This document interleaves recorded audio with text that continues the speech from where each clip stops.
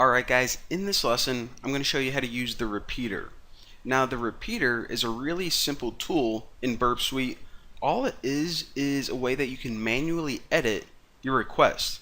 So it's like a text editor for sending a request to the server. Now you can either make an entire request manually, or if you have a previous request, then you can just throw it in here and start editing whatever you want and then hit go, and it sends it to the server, gets the response, and it displays it right here. So let me show you a quick example.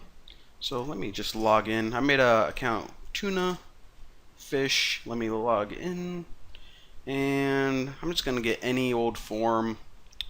Let's say that we wanted to test for like cross-site scripting, and hit hack, and it'll give you that page. So this is the page that you can test cross-site scripting on, and let me just use it regularly like any old user would. Alright, and your first and last name. My name is Sally Jones. What even is this page? I don't know. Like to sign up for, I don't know, like the mailing list, whatever.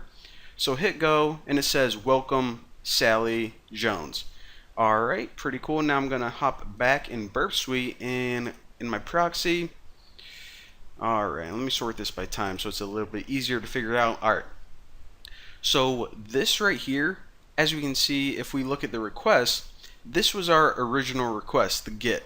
Now you can see in the header that in this request we passed in two different values. Well, it passed in some more values such as form equals submit, but what we did is we threw in Sally and Jones. However, we got a feeling that we may be able to, inject some maybe SQL or have some vulnerability on this form. So I'm going to right click it, and I'm going to choose send to repeater. So what that's going to do is it's essentially going to take this and throw it right in here. So you can just copy it and paste it if you want, but it's pretty handy that you can just right click and then hit send to repeater, whatever you want to do. So this is your request right here. It's not sent to the server yet. Anytime whenever you're editing it you want to send it off to the server, just hit go. It's going to send it to the server, and this is the server's response.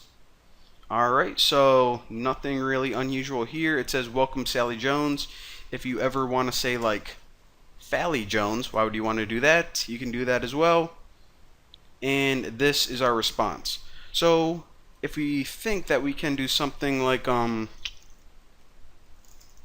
script alert, and let's just test for any word. I'll just write like bacon.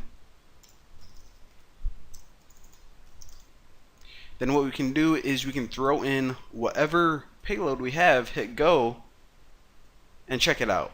Alright, so this is a little different.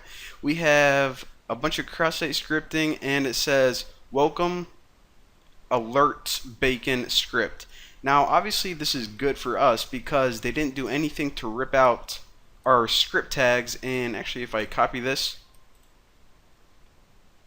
we can verify that by going back in, and let me just put Jones, hit go, and yep, check that out. We do have a cross-site scripting vulnerability on this page. So essentially all the repeater is, like I said, is a text editor for whenever you want to manually send requests one by one. So if you guys are like, alright, why would I even ever want that if I can just use the intruder to send 100 at once?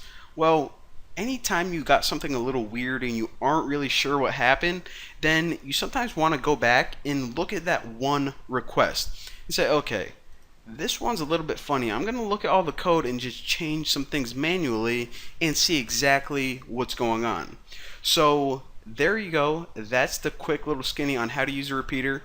And anytime you need to change either the host or port, you can do so right here up in this little pen icon button.